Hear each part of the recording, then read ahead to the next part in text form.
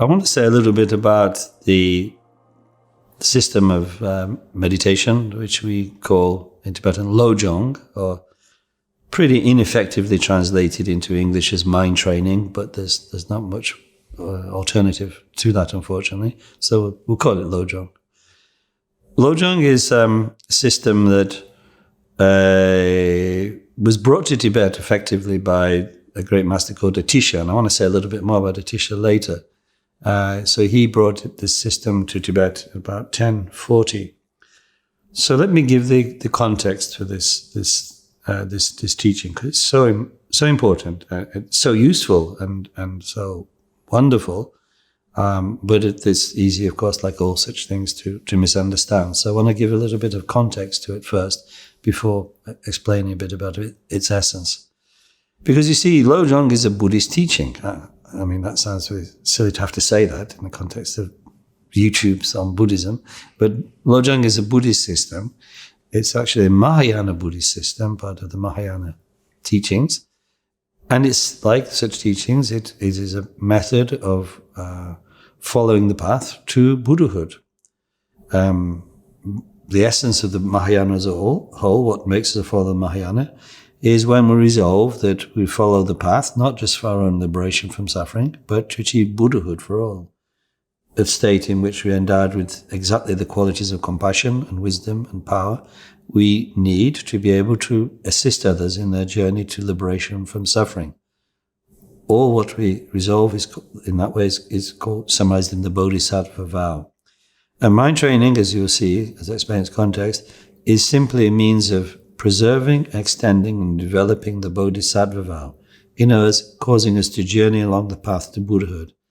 It was never intended as anything else. It was never taught as anything else. It has no rationale or no meaning devoid of that basic context. The Mahayana, just in a way summarized by explaining it as the teachings for those who make the Bodhisattva vow, was, of course, expounded by Shakyamuni Buddha, the historical Buddha, originally in the Mahayana discourses, later written down as the scriptures. And there he taught all the practices for the Bodhisattva, the 6 perfections, and so on and so forth. And then as the time passed in India, on these sutras, on these discourses, many great masters wrote commentaries, wrote shastras, as we call them in Sanskrit, expanded the methods of practicing the teachings found in the sutras, arranging them, systematizing them, and so on. So in one way, the Mahayana teachings is found in these quite detailed and quite elaborate, actually, presentations of the sutras and shastras. But running alongside these at all time were teachings, very short, essential, pithy teachings for people who really wanted to experience the teachings for themselves and make them work in their own lives. So short, essential teachings. Sometimes the Sanskrit word for such teachings is Upadesha, like what you learn at the foot of the master, I suppose, really. And usually those are just transmitted orally because there are no other, they're actually simply advice, like, how do I do this? How do I transform my negative mind, my self-cherishing, self-clinging attitudes into the mind of a bodhisattva endowed with wisdom and compassion? How do I do that? And the lamas will say, or gurus will say, try this, try the other. And so those Upadesha were, the powerful ones, the ones that really people found effective, were passed on orally. The Lojong comes out of that stream, out of the Upadesha stream, the Damnak, as the Tibetans translate Upadesha into Tibetan. And so very few of them were actually written down in India, if at all. But their source is from India. And they kind of start to, as it were, show up as literary texts that can be then taught to people in Tibet. And that came about through this master I mentioned, Atisha. Atisha had studied with many, many different masters, and with three in particular gave him teachings on this system, this Lojong system. So what is it? Well, the best way to define it is in the words of one of the great early Tibetan masters of the system, Geshe Sechu Pupa, who said, the essence of Lojong is stop cherishing yourself and start cherishing others. That's it. That's it. But an extraordinarily radical way of what? Of transforming our ordinary neurotic self-clinging, self-cherishing into something wonderful, into some extraordinary, beautiful, altruistic state of compassion for others, freeing us from what traps us in samsara, which is none other than our self-clinging, and setting us out forcefully on the journey to enlightenment. So you see, the thing about the Lojong is, again, we could explain it like this. Other types of Dharma practice need you to bring some kind of qualities. Like if you're going to practice ritual systems, you need to be skillful in rituals to be able to do them effectively. If you're going to be like follow the great philosophical systems like the mind only or the Madhyamaka, you need to be pretty scholarly and you need to learn a lot of scholarly stuff. Even to meditate the tantric teachings, you need to be a very good meditator to make them really work. What do you need for Lojong? Oh, nothing except your own ordinary lousy self. Just come as you are. You're a negative, sniveling, self-pitying rat. Yeah, you're for Lojong. Because Lojong points directly at that and shows you how to flip it around. To flip around your self-clinging, self-cherishing into this extraordinary, beautiful openness, embrace of others' needs. So there's no qualifications for Lojong. really at all. Now, that sounds odd because I've just talked about it being, the great effective means for the Bodhisattva path. And surely the Bodhisattva is an incredibly altruistic, idealistic person. Yeah, that's true. But how it works is like this. When we connect with the Bodhisattva path, basically it's usually something like we somehow, there's been a tiny interruption in our life. Where somehow the idea of being kind, of thinking about others, and therefore, of course, forgetting about ourselves, happens. And we're inspired by the idea of this wonderful hero of the Bodhisattva set on Buddhahood for others. It blows our mind and we're inspired by it and we sign up. Yeah, I want to do that. That's fantastic. That's life-changing. But karma is strong. Old habits are incredibly strong and they kick in pretty soon. I mean, there may be a honeymoon period, perhaps 30 seconds or a couple of days or a few weeks, but our old sniveling, self-clinging, self-cherishing self comes roaring back. And now the practice really starts. And that's what Lojong is for, to preserve and extend that extraordinary moment of openness, of kindness, of compassion and beauty, which is Bodhicitta, the thought of enlightenment, the thing that makes you choose the Bodhisattva path. So Lojong is for that. And it's a method of getting in there in the blood and guts of our disturbing emotions and confusion and somehow turning them around. It's like an alchemy which turns them around. So really, the term is Lojong, purifying or training the mind. There's a sense of transforming in there, transforming ordinary mind into Bodhicitta, the thought of enlightenment, which is twofold, of course. Bodhicitta is twofold. There's what we call the conventional Bodhicitta, the Bodhicitta rising from this compassionate sense that others' suffering should be one's responsibility. And one is therefore should do something about it by achieving Buddhahood for them. And the wisdom aspect of Bodhicitta, the clear seeing of the emptiness of all things, and therefore, of course, consequently, the interdependence of all things and all beings, which takes us back to compassion. Because although one talks about two Bodhicittas, they're actually one, really. They're the union of compassion and emptiness. And this beautiful, this wonderful, clear mind of we call bodhicitta, we can generate out of our ordinary confused mind. That is the message of the Lojong. So it's what Atisha brought to Tibet, having received instructions in it from three main masters. Originally, it was taught orally in Tibet. For the first few years, at least, it was taught orally. But then, quite quickly, people started to obviously jot down what was said to them, take notes on it, so to speak. And out of that, a few different renditions of the Lojong teaching arose, which then in turn created other kind of guides and commentaries. And so now, already by the 14th century, there's a collection arising called the Lojong Jatsa, the 100 Lojongs. Actually, when you count them, it's not quite 100. That's a typical Tibetan exaggeration. I always exaggerate, round things up, as you can say. But if the Lojong Jatsa was compiled in the 14th century, then there's been far more written on the Lojong and taught since then. But there are essentially a few very famous Lojongs, which have even been translated into English and other non-Asian languages. So I want to talk about one, because by talking about one, it's like a good introduction to the whole, gives you flavor of the whole system. So this is the system of Lojong called Lojong Dondunma, or the 7-point mind training. We can credit it to Atisha, though he never wrote it. He taught this to his followers, but it's actually written down first by a master in about 12th century, Geshe Chekawa, he's called, who was one of the early masters of the Kadam school, which developed out of Atisha's teachings. The Kadam doesn't exist as a separate entity anymore. Its teachings were so successful, absorbed into other traditions, the Kagyu, Sakya, even Nyingma to a certain extent, and certainly the Gelug. They all preserve the Kadam teachings.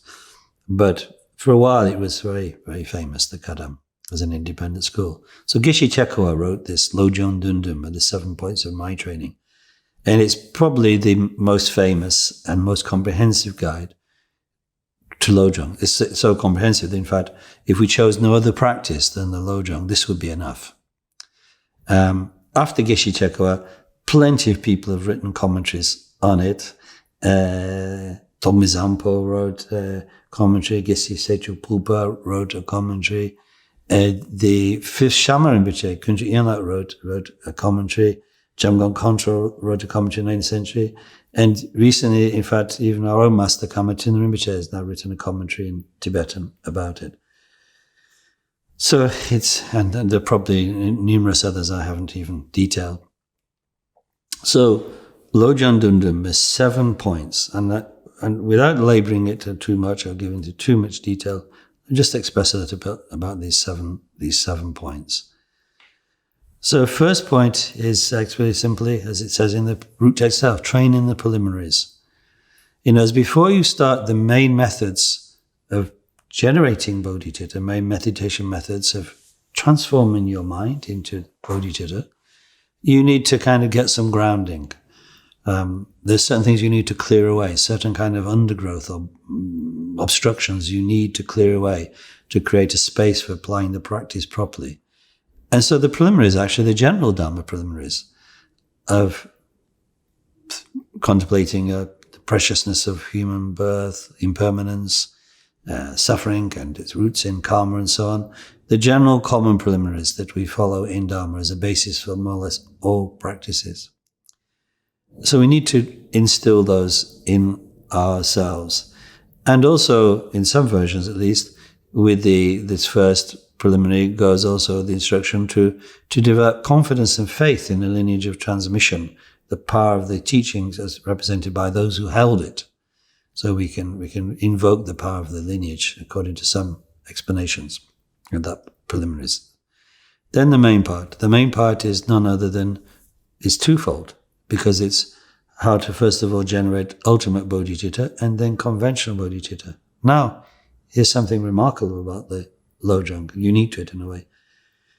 These two bodhicittas, even the way I mentioned them just a few minutes ago, presented an order, an implicit order, that compassion first, relative or conventional bodhicitta first, then ultimate bodhicitta. Why? Because usually it's easy to accept that it's easier to develop compassion than to develop wisdom, because compassion, you don't have to dismantle everything about your wrong views to feel compassion. Everybody can feel love and compassion. Even sometimes people are very wicked, otherwise sometimes have moments of compassion. So whereas seeing emptiness, which is what wisdom signifies in Buddhism, is more subtle, more difficult. So it's easier for beginners to start with compassion than it is for them to start trying to develop the wisdom of emptiness, the ultimate bodhicitta. But the way the Lojong system of meditation proceeds, according to Lojong Dondunma at least, is no, start with ultimate bodhicitta. Start meditating emptiness. And it teaches that by the dual system of reflection and settling meditation, reflective or analytical meditation and settling meditation, realizing that not only is your whole vision of the being a true external world full of true external objects delusory, because all these are simply dependent on your mind, the aspects of mental experience, but even the mind you might think is a subject to all these things is actually devoid of intrinsic nature, is empty, is like empty, like space. And settle in that space, which is, in fact, in a way, your natural state, your Buddha nature, as it might be called in some sources. And then go from that to the compassion, the relative bodhicitta. Why this approach? Well, because, in fact, actually to develop this real strong compassion, you need to have dismantled a little bit of your worldview. You need to have dismantled a little bit of this idea the world is full of rigid categories. Me here, you there, self here, other there, subject here, objects of perception there. This rigidity that we've encased ourselves in through our fear and narrowness, it's really difficult to step out of that, to step out from behind the walls of pride and embrace others as they need to be embraced with compassion is really difficult for us. So even if we can't initially get really kind of profound experience of emptiness through meditating this, through starting with a little bit of ultimate bodhicitta meditation, analytical and settling meditation on emptiness, it clears some space. And then we can effectively meditate more on the compassionate, the relative bodhicitta. Nevertheless, beginners will still probably be attracted more to the relative bodhicitta meditation than the ultimate bodhicitta. But if one works through the sequence properly, one will always begin with the ultimate bodhicitta. So now the conventional bodhicitta, the second part of the point number 2, the main part of the 7 points. It's, of course, in a way, a meditation on love and compassion, but it's a very radical method of love and compassion, consistent with the bodhicitta, in which you've made the vow, I'll achieve Buddhahood for the benefit of all beings. Which means, of course, that for you, the needs of others should always come first. The needs of others should come first. But how to remember that and how to develop that? Well, Shantideva, in his Bodhisattva, one of the kind of literary sources of this teaching, by the way, in India, says you need to remember to always equalize yourself with others and then go even further, exchange yourself for others. Equalizing yourself means this simple thought, but so powerful a thought. Everybody wants happiness just as much as I do. And everybody wants to be free from suffering just as much as I do. Why am I special? Why should I privilege my own needs, my own drives above theirs? Let alone I should consider the fact that there's one of me, there's countless of them. So how can I say I should come first? I cannot. I cannot do that. I cannot privilege myself above others any longer. And with that equalizing, so to speak, we can then go one step further, which is to really put them first, to, as we call it, exchange myself for another, to turn around my habitual perception, which is a perception that I'm the boss, I'm the king, I'm the one everything revolves around. But who is this I? It's just a label, just a projection, just a word, and just a mental idea. What's here? Well, what seems to be here is a mixture of body and mind, but there's countless bodies and mind all around me. Why don't I, in order to dissolve my grasping at self, why don't I take a trip from that, take a holiday from that, and instead try thinking of others as self and this as the other? After all, the French poet Rimbaud said, I is another. We can try that. Meditate. I is another. So other beings' happiness and freedom from suffering becomes imperative. That's the backdrop to how we meditate the conventional Bodhicitta in Lojong. Because in Lojong, instead of this just being a set of attitudes or ideas that we play with, we actually meditate in a way which we call sending and taking, Tonglen in Tibetan, where we meditate that we are directly visualizing that we take the sufferings of others and the causes of their suffering, their non-virtuous deeds, into ourselves. And in return, we give to them all our present happiness, our merit that will produce happiness in the future, we give to them. That's the exchange that is embodied in Lojong. And we meditate that again and again, that exchange. In some systems of Lojong, we even align that with the breath. The in-breath is the taking, and the out-breath is the sending. And we can visualize this in various ways, aligning the goodness we send out with rays of the moon or rays of the sun, the sufferings and negativities of others. We can imagine them as pollution, as black smoke, and so on. Now, one might, at this point, worry. The way would be what? The way would be, I've got a lot of trouble already. Why do I want any other more trouble? I don't want more suffering for others. I got my own worries to get along with. It sounds reasonable. You might think, I'm not strong enough for this. Maybe some great bodhisattvas can do it, but me, I'm still that same old sniveling, self-centered rat. So I can't handle any other suffering, or let alone their negativity. How can I handle that? But here's an amazing thing. The world doesn't work in this way. As Sakya Pandita pointed out, to think like that is to forget the fundamental axiom upon which Buddhism rests, the Four Noble Truths proclaimed by Buddha, which is there is suffering, and the source of suffering is self-clinging, self-cherishing. They perpetuate suffering. Freedom from self-clinging and self-cherishing leads to nirvana, bliss. So when one practices sending and taking others' suffering, it doesn't harm one in the slightest. It's as if it all dissolves immediately because one is generating a good intention, and the good intention of responding to others' suffering, and one is a moment in which there's freedom from self-clinging and self-cherishing.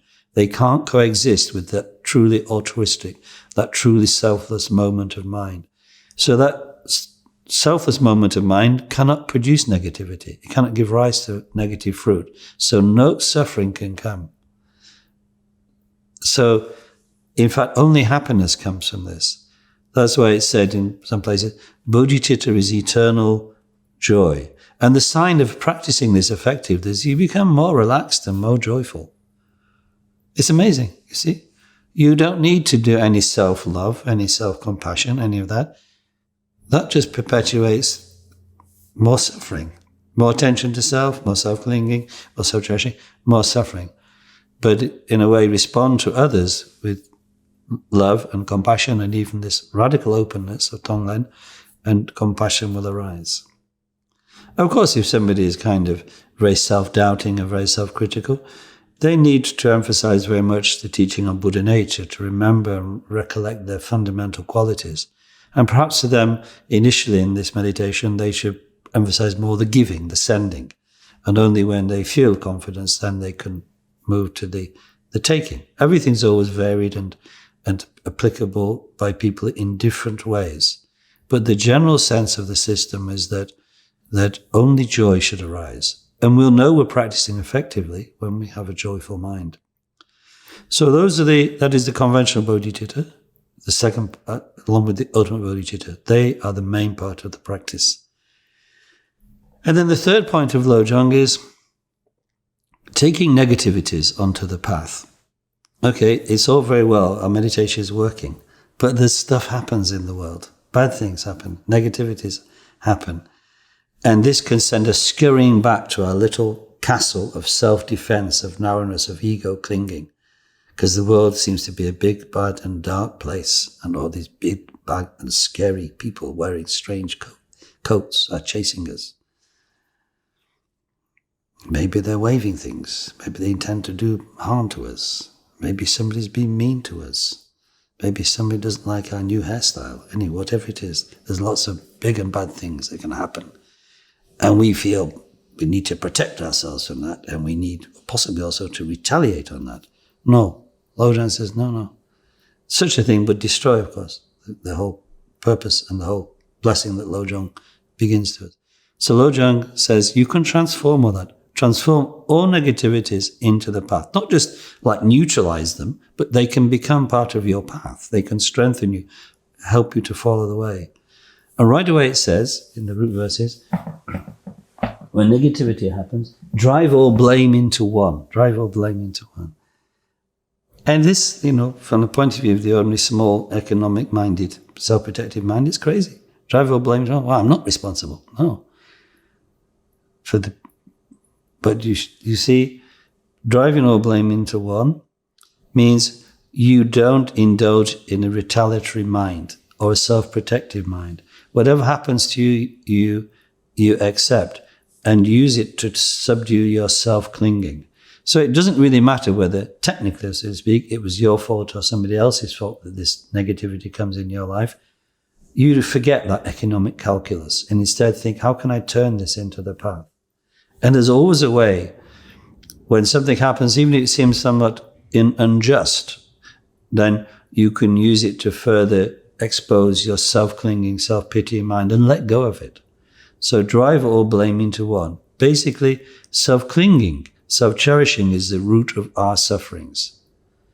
It always is, finally. Because we always have the way to respond to things in different ways. Do we choose self-clinging, self-protectiveness, possibly hatred against others, or do we choose the way of letting go? And therefore finding a deeper strength and resilience in ourselves, where there's the possibility for patience and compassion, the things that lead to goodness and happiness.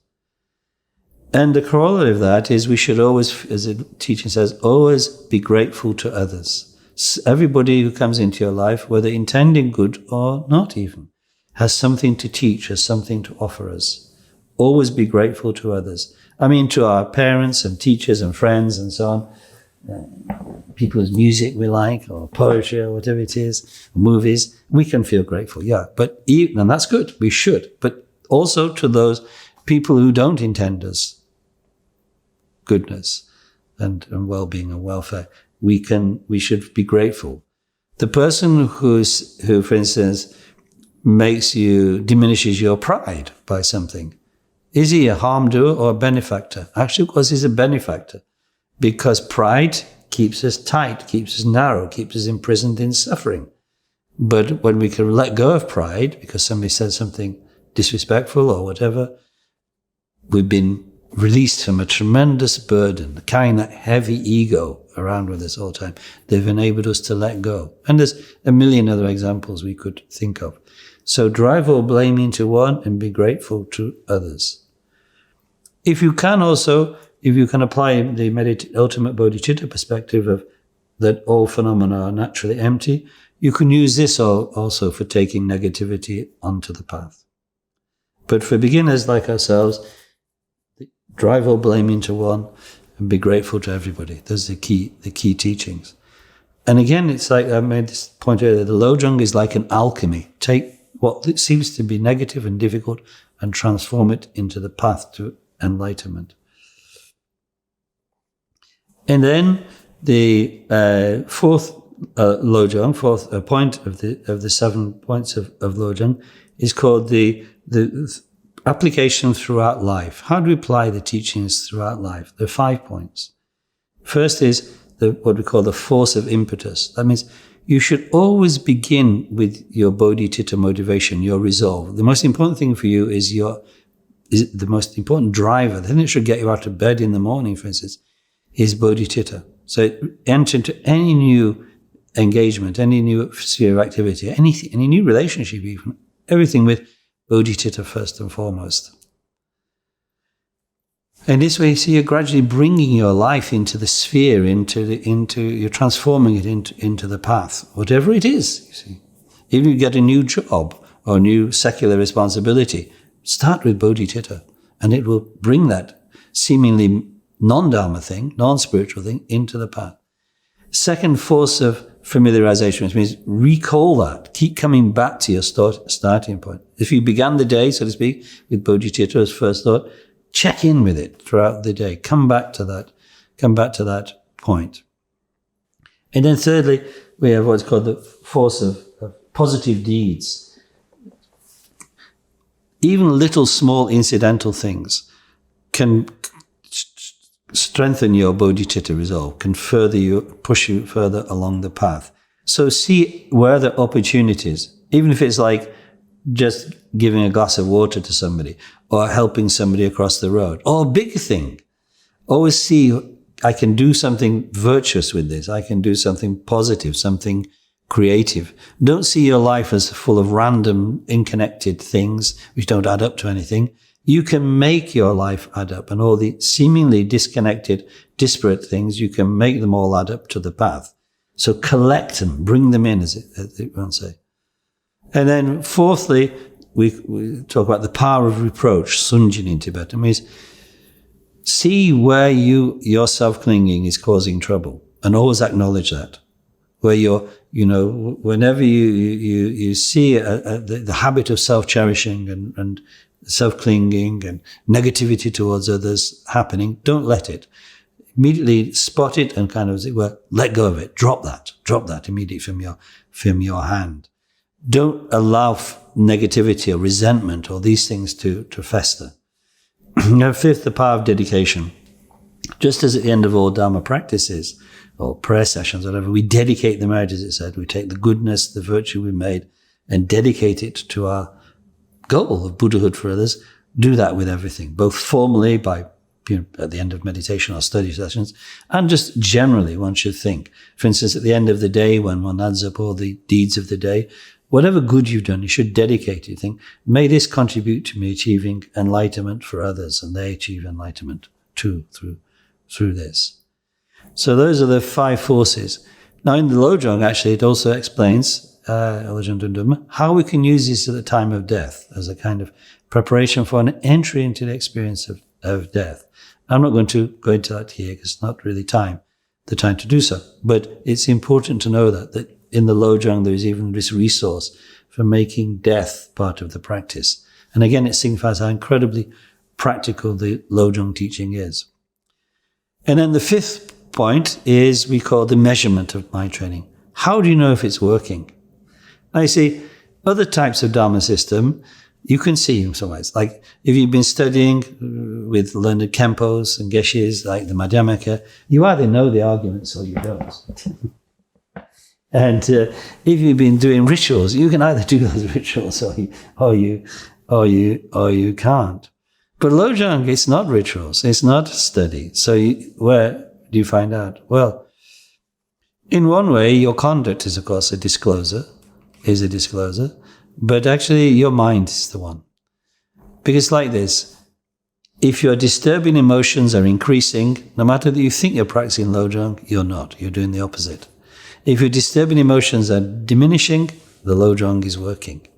That's it. There's no other qualification. You don't get a fancy hat. You don't get a fancy robe or a scroll or the diploma. That's it.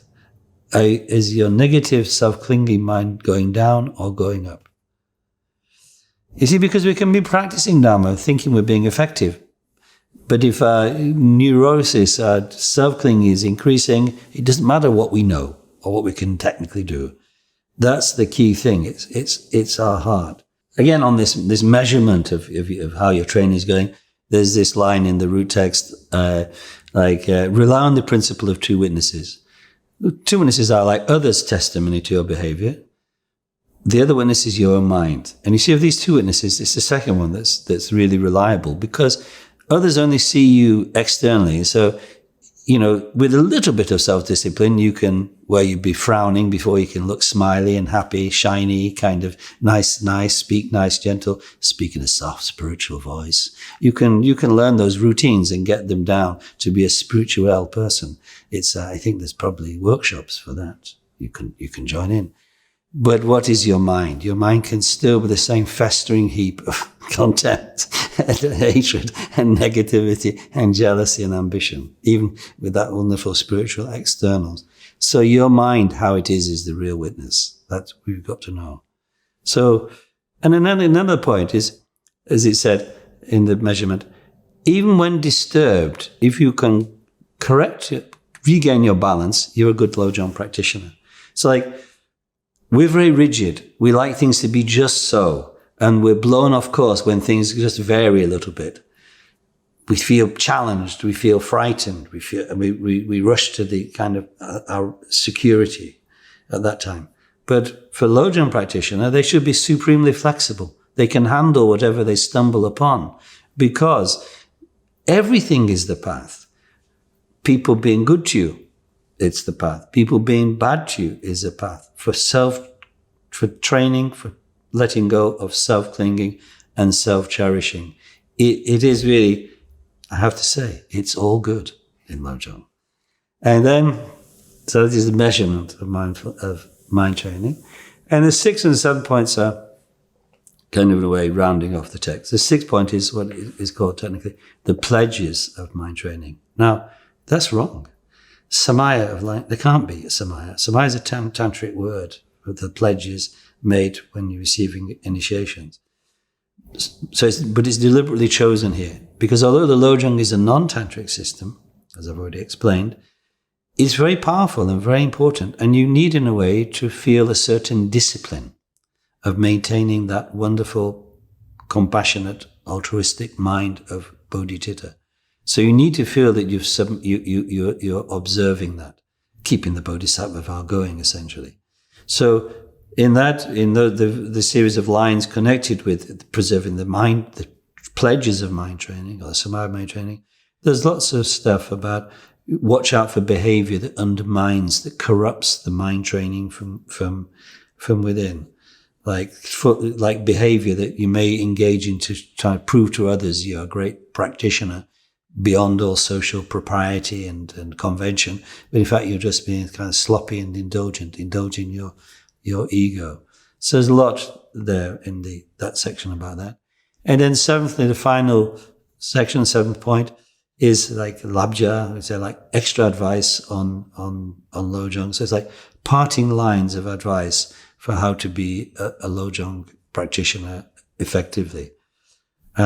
So that's it, really. That's the Lojong Dondunma. As I say, it's probably the most famous presentation of Lojong teachings. There are plenty of others, like the 8 verses mind training, and even the mind trainings of the Indian guru Dhammarakshita and of Maitri Yogin, 2 other gurus of Atisha, apart from Dhammakirti, who gave him the Lojong Dondunma. But Lojong Dondunma is really the most popular. And it's because, I suppose, it's both a meditation system which you can follow throughout your whole life, and also a way of trying to bring in every aspect of everyday life into the practice. Now, if one asks, should I make this my entire practice? Then the answer is, it's really up to you, whatever you like to do.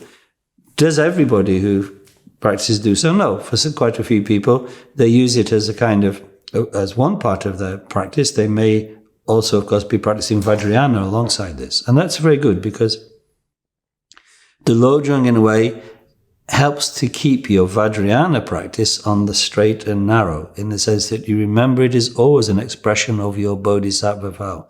You're only practicing the tantric methods to quickly and effectively reach the Mahayana goal of Buddhahood for others.